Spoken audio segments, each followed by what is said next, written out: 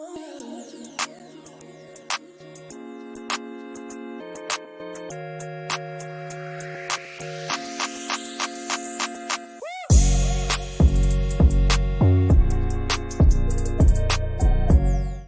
going on, people? Good morning. Welcome to United View and welcome to the Morning View. Welcome to your daily dose of Manchester United news. And it's match day. It's match day. Man United's trip to the Tottenham Hotspur Stadium tonight. We will have a jam-packed UVHQ. I'll be at the game as well, getting that reaction. So, yes, interesting day today. Big day. Had a little bit from, obviously, Eric Ten Hag yesterday as well. In the lead up to this, Scott McTominay is out of that game, which was to be expected. But today, obviously, as Friday's looming, 28th, tomorrow, deadline day, again, let's see if those bids do arrive at World United. record bids. Or will there be requests for extensions? What I'm being told is Sir Jim Ratcliffe does need an extension, which has been extended to the 29th.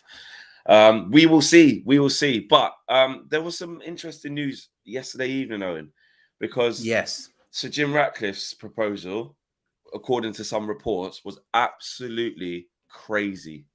Yes, crazy. Indeed. Crazy is one word to describe it. Certainly, This can't be real.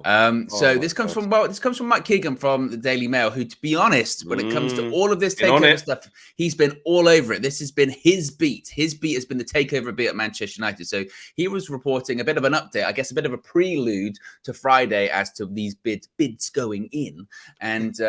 He said that Sir Jim Ratcliffe is offering a deal for Manchester United that would enable Joel and Avram Glazer to remain stakeholders at the club. One of the options on the table for the Glazers would see Sir Jim Ratcliffe take a controlling stake of more than 50%, with the two Glazers retaining a combined 20% of Manchester United. Those close to the United sale process say the prospect of Sir Jim Ratcliffe taking 50% may well prove to be the preferred option of the two Glazer brothers. Why wouldn't it be? They stick around. They get paid and they get to stay. Such a scenario would likely to feature a promise of further investment from Ratcliffe's Ineos to redevelop Old Trafford, or they don't say or build a new stadium, upgrade the training ground, and provide substantial transfer funds for Manchester United manager Erik ten Hag. When it comes to Sheikh Jassim, because you might be thinking, wait, what happened? What happened to Sheikh Jassim? Well, Sheikh Jassim, he will present his concluding offer before the deadline on Friday, which is for full control of Man United. He has no interest in taking a partial stake in the club. He is viewed as having the deepest pockets and remains an attractive proposal. A full takeover is viewed as a, quote, cleaner transaction. Yeah, because it's just one swoop, straight in, here's the money. Done. You get out, I get in, leave me to work. Not this whole mishmash. Not this whole, well, I take 50, I take 50, you can keep 20. But when I saw this, and I read this yesterday, Flex, like you, I had your reaction. I went, come on, surely not. Because I said to myself, this is the same guy that when he put in his first bid way back when, I forget when even it was, and even, to be honest, before all this stuff, but when he specifically put in his first bid, there was the press release from him and Ineos that said, we want to put the Manchester back in Manchester United, a fan-centered takeover of the club, and it's a British bid, right? All of those buzzwords, and the buzzword that he might as well have used, if this indeed is accurate, is bullshit, if that's true. Because honestly, how can you put the Manchester back in Manchester United by saying, oh, you know those people you don't like, you know those people that you've been voicing your opinions about and protesting about getting out the club? Yeah, we are going to give them money, but actually we're going to keep them around. So the first thing, from day dot, if they took over, it'd essentially still be the same, because there'd be, why are these people still here? This whole process has been about getting them out. And I understand, for however long he's been courting United, you do have to kind of kiss the Glazers behind a little bit, because look, you're trying to become the preferred bidder. I understand that. But if your takeover is essentially built already on a fabrication, I want to put the Manchester back in Manchester United, that's not a good sort of starting foot to go from, is it? It's shocking. Absolutely shocking. You know, what do they call it? Deal with the devil. But excuse the pun of us being the Red Devils, but you know, like, he's saying he's happy to go to bed with the Glazers. You know, you're that fan-centric. You're that much of a United fan as well, by the way. Yeah. You've seen all the failings in the football club, but yet you want to do business with them, and you want to allow those guys to continually take money out of our football club and still have them around, just because actually it will give you a majority stake. If this is true, because again, this, you know, like you said, it's Mike Keegan, right? He's been across it, so it is fairly credible. He's fairly credible, but obviously things get said, so I'm not gonna go too hard. But if that is true, that is disgusting. If that's true, because that, like you just said there, the biggest load of bull crap ever. Because if his situation of why he wants to buy the club is so fan centric and restoring Manchester United and being for the fans, where you would know that number one, no fan wants the Glazers here. The only reason you're facilitating that to happen and giving them probably an even better proposition than like the Elliott hedge fund and all that, right, is because it suits you. It's your own personal gain, which would make you almost just as bad as another Glazer.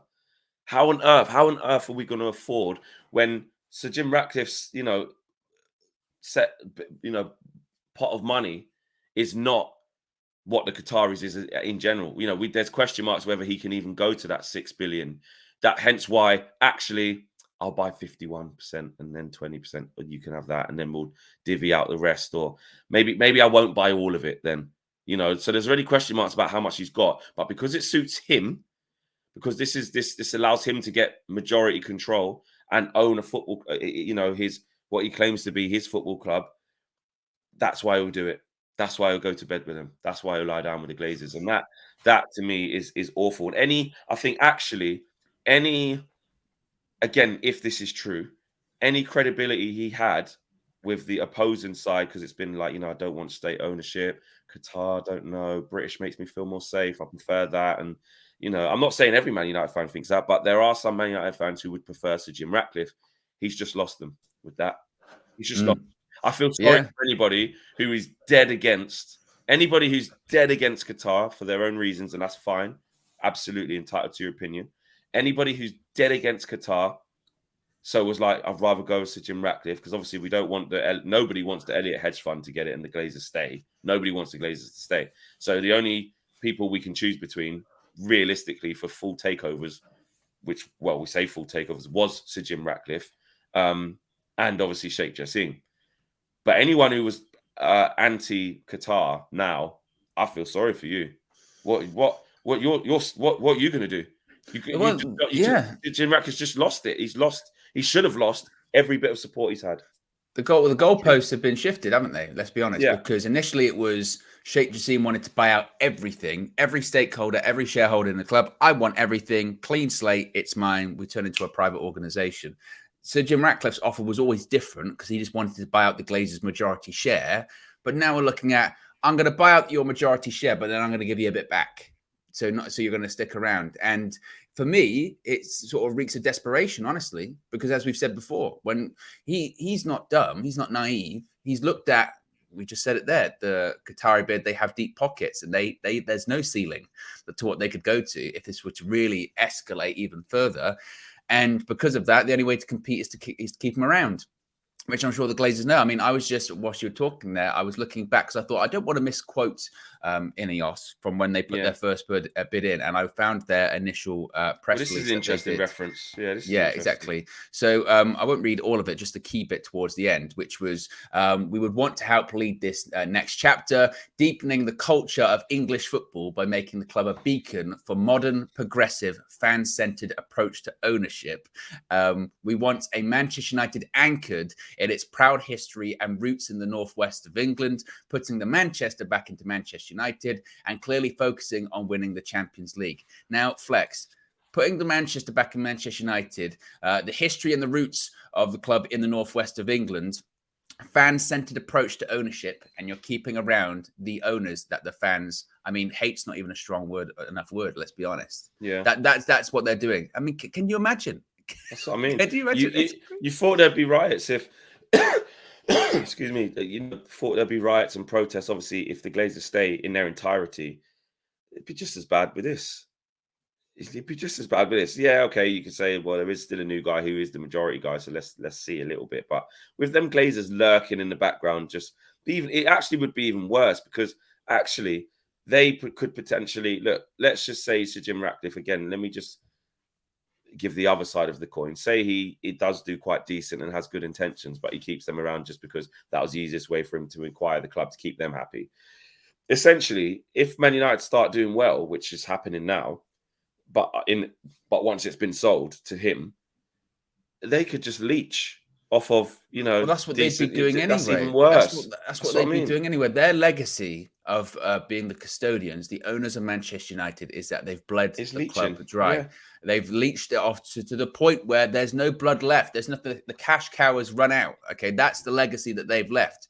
And if Sir Jim Ratcliffe, it succeeds in this approach, then essentially their legacy, it continues. Their legacy doesn't end when they're not majority owners of United anymore. They're still minority owners and they still leech. So despite what could be great about Sir Jim Ratcliffe and Ineos, and I know they've sort of mixed in there about, well, the transfer funds made available and a new stadium and a new training ground, that's great, but they're still there. It's still an overhead. It's still a cost that we haven't said, oh, here's your money, go away, which I think everyone had to sort of get over the fact that they're going to become very wealthy because of this whole process. They're going to become very rich because of this process. Not that they're not already, but they're going to become billionaires because of this entire process, because they're going to be getting billions of pounds for this club that they essentially paid nothing for, leveraged debt. And as a United fan, that makes you even that whole prospect makes you feel uncomfortable, but you kind of just go, wow, that's the necessary evil. The necessary evil is paying them off so they leave. The necessary evil isn't paying them off so they can stay. Where's the difference between them and, like you said, Elliot, or these minority investors? Yes, Sir Jim and Ineos will have a bigger part of the club, but they're still leeching. The legacy remains. Still leeching. He's literally just lost any support, that he had. Like I said a couple of minutes ago, if you thought for 1 second, and a lot of people did, that Sir Jim Ratcliffe's the guy, I prefer that it stops us being involved in anything controversial, and the league might stop this kind of thing, Qatar takeover. It's just a bit, say you just felt a little bit uneasy. I don't personally, but I'm saying a lot of people did. Then you're left with Sheikh Jassim or nothing, because that's all we have. I know there's the other bidders, the private bidders, but a lot of those are believed to be, again, facilitators for the Glazers to stay. In terms of outright, come in, here's your money, give me the club, see you later, goodbye, finito, you're gone forever, you don't have never the keys come back anymore. Yeah. It's only Qatar and Sheikh Jassim that are putting that on the table. And I just feel like with Sir Jim Ratcliffe, if again this is real, he has showed his hand, personal gain over what the fans want, over what's best for the football club, because that's what this is about. If he was for the fans and for exactly what this football club needs, he would not make a deal with the Glazers to be able to stay and extract money out of our football club for a day longer than they need to. For a day, even if he tried to buy it with other people, even if his second bit was, you know what, I've teamed up with some other business people from this place or that place, because just to beef it up a little bit, but we do want to, because his thing was always majority control anyway. Like you said, his thing was never 100. Even the two manifestos that we saw, from one from Qatar and then from him, again, he was trying to rely on like the locals and the Britishness, using things like Northwest, British, these fan-centered, Manchester United, to put the Manchester back into Manchester United. All of these things. You could tell from the wording of his statement that he was trying to appeal to, I'm not going to say a court. Not, that's the wrong word, because that's insinuating that some people support the club harder than others. But the local demographic of fans, around people in and around Manchester, in and around the Northwest, and specifically British people. He was framing himself as that guy, wasn't he? I'm the savior. I'm a local fan. This is where I'm from. Get behind me. Club. This is my club. We're all British, But how can you do that and then keep load of crap? Keep what? Exactly. If that is your angle and that's what you're standing for, fine. Okay, you know what? Fine. If that's it. But at least make it be truly what you're standing for. Don't use that as a smokescreen and the easiest opportunity to be able to make sure you get what you want. Now, all of a sudden, you're going to allow the Glazers to stay. So where's your British core values of Manchester United now? Shoved up your backside because now you're going to be able to get control of the club at the expense of the fans who don't want the Glazers there. That's the whole point this is happening. So if you're that much of a Manchester United fan, like he claims he is, and you're sick and tired of seeing it be run like this, why on earth would you part ways with, even from a business point of view, why would you part ways with your own money, which you're doing a significant amount, by the way, not as much as Sheikh Jassim, then allow the Glazers to stay, then keep taking out of the investment that you've put in. You've just seen them do that for how long they've been here, 17, 18 years? Yeah. You've just seen them do it.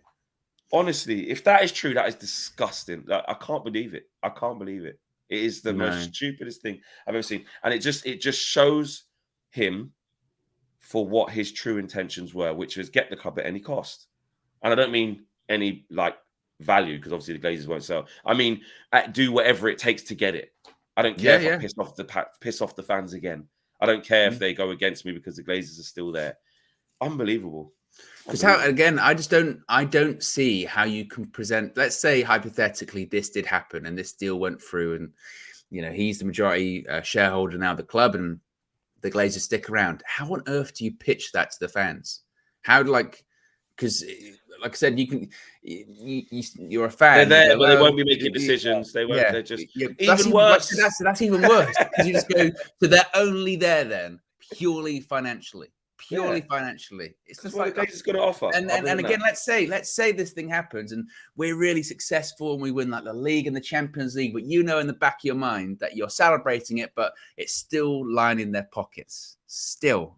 And that's the legacy, and the legacy doesn't go away. The chapter doesn't end. There's an epilogue afterwards in that, that they're gone. Well, they're not really gone. They're like that supervillain that you thought was gone at the end of the first film. And then 3 films later, it's revealed, hey, they were alive the whole time. That'll be the Glazers, and that just, for me, this whole process is about them leaving. And the idea we can get to the end and them leave, but not really leave, actually stick around, is just such a slap in the face. It's who it's come from. There are other, like I said, the Elliott hedge fund and other things. Those small investors looking to make a quick buck, don't care about Man United, have never professed to care about Manchester United. They're strictly business guys, strictly business people. Yeah. So them coming in and saying, "We give you 3 million, so you can, but we want this, and the Glazers can say, "Oh, you know what? Maybe we should do that. Actually, we get a little bit of injection of cash and we can stay." Those things. I'm not saying you forgive it, but you understand that beast, because that's there to help the Glazers stay there. You don't expect that to come from the guy who has literally poured his heart out about how much Manchester United means to him. About when we was trying to buy Chelsea, why don't you buy Man United? Because it's not for sale. If it is, I would buy it, Then you come out with your bullshit manifesto. Oh, it's for the fans, it's for this, it's for that. Then at the first sign of you not being able to get it, or the first sign of you being able to make it easy for yourself to acquire Manchester United, you falter and show your real hands. You show your real hand there. You show your true intentions, which is self-preservation, which is greed, which is, not giving a toss about the fans, like you say you do. The only real proper proposal now is Sheikh Jassim and Qatar. And you know what, Owen? I'll be honest.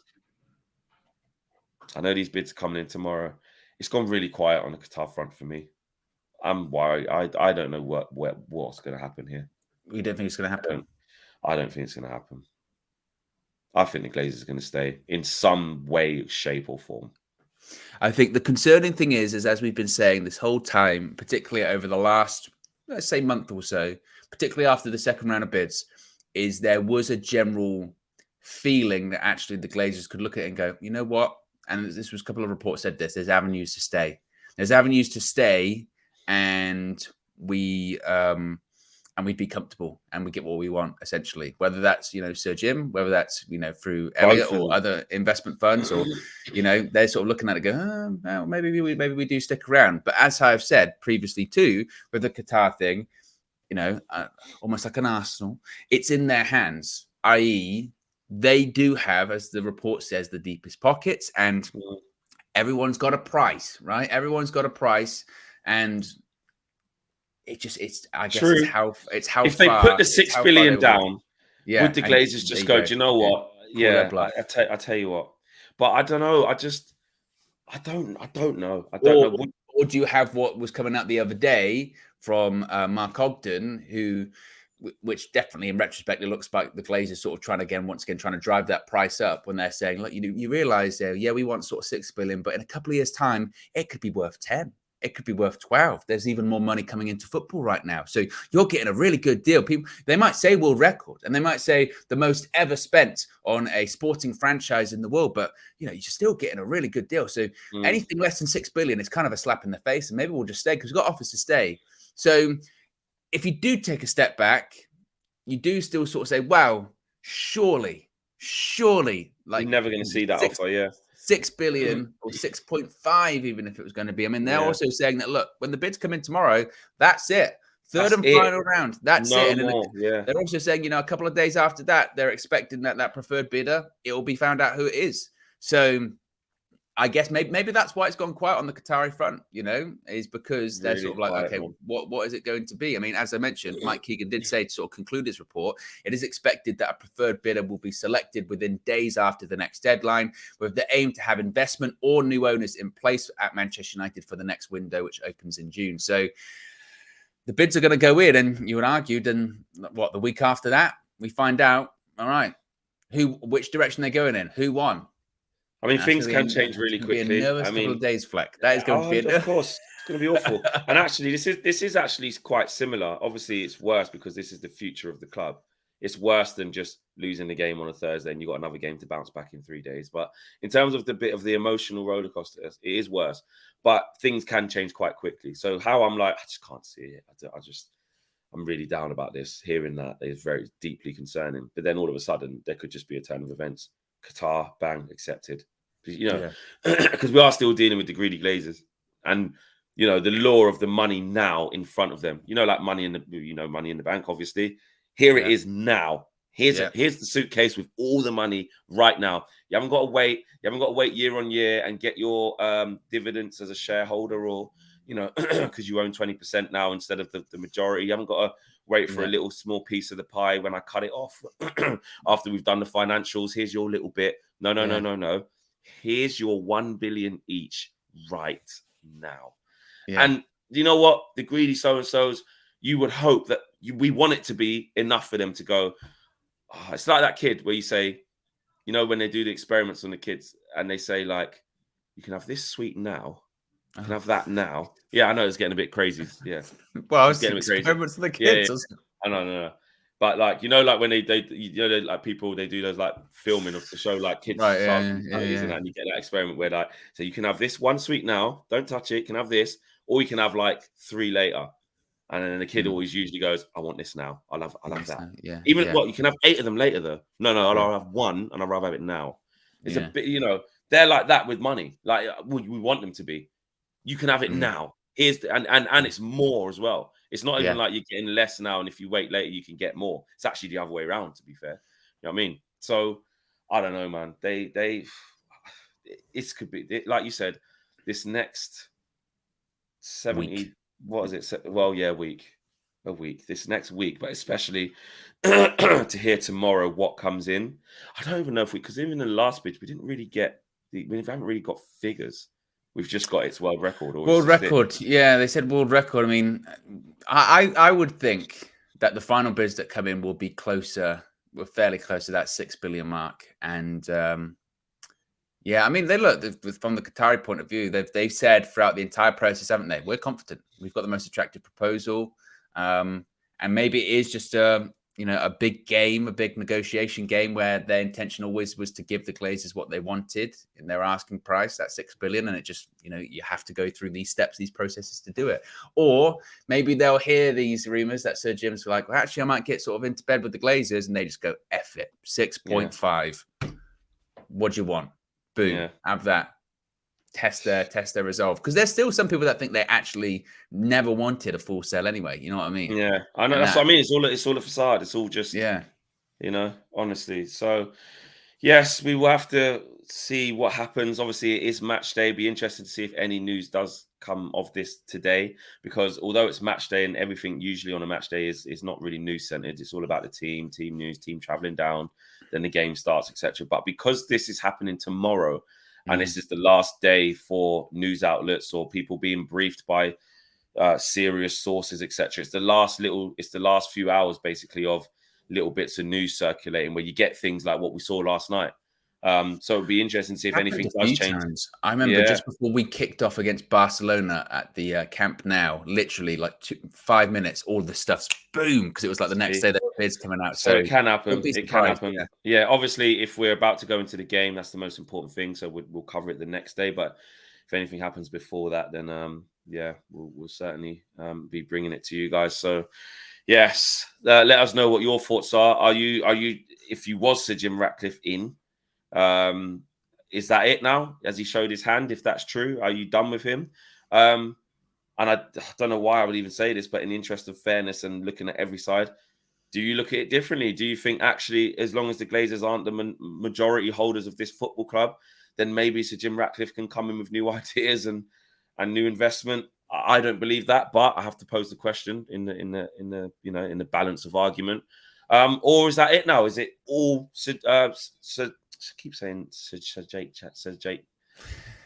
Jassim? I don't know why. Is it all Sheikh Jassim and Qatar? It's early. Is that it now? Because I think it's that. I think it's Qatar or nothing. Qatar or nothing. That is it. If this is true, Qatar or nothing, because that can't work. Sir Jim Ratcliffe allowing the Glazers to stay at the football club, it just can't work. We will be with you later on tonight, guys. Remember the Circle app as well. In the road trip, you guys can see that link in the video description, QR code, etc. But make sure you get involved. KG back on the match view, Minna back on the match view, and others as well. So make sure you guys are down there. See you soon.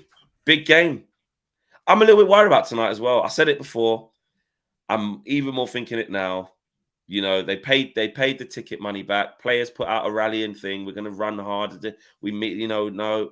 I just think with us as well, away from home, you can never trust us. I don't care who it's against. Any team in the top half, you can't trust us. That's not me being pessimistic. That's the truth, because we've been terrible. And I just feel if we concede early and just give them a bit of, make a mistake, they score early, just luck or good goal. But, I fear for us. But if we score first, I think we'll be fine. But I'm a bit worried. Are you a bit worried, Owen? I said yesterday, I don't think it's going to be as... I think people are thinking that because they lost them the weekend 6-1, we're going to beat them like 3 or 4-0. That isn't going to happen. I think it's going to be close. I've gone with 2-1, but I think we really need to manage, particularly first 10 minutes. They're going to be flying. Crowd's going to be up. Manage that. But the only concern I have with that is we have yet to really manage the opening 10 away performance. We don't do it. I don't know. I really didn't expect. I'm going to go with a win, 2-1. Yeah, and even if we did draw, it's not the worst. Tottenham have to, in the interest of Spurs, they are Spurs. They've got Liverpool away next game. They ain't doing nothing there. I'd be very surprised. So the pressure's still massively on them. If we can make it really toxic really quickly. But even if we drew, it wouldn't be the worst. Still 6 points. I know. Just do it. Then it's over. It's over. Top 5. And also we got Villa on the weekend on Sunday as well, which is really hard. So yeah, it's not easy. It's not easy. Yeah. But yeah. All right, guys, take care. See you again soon. Peace.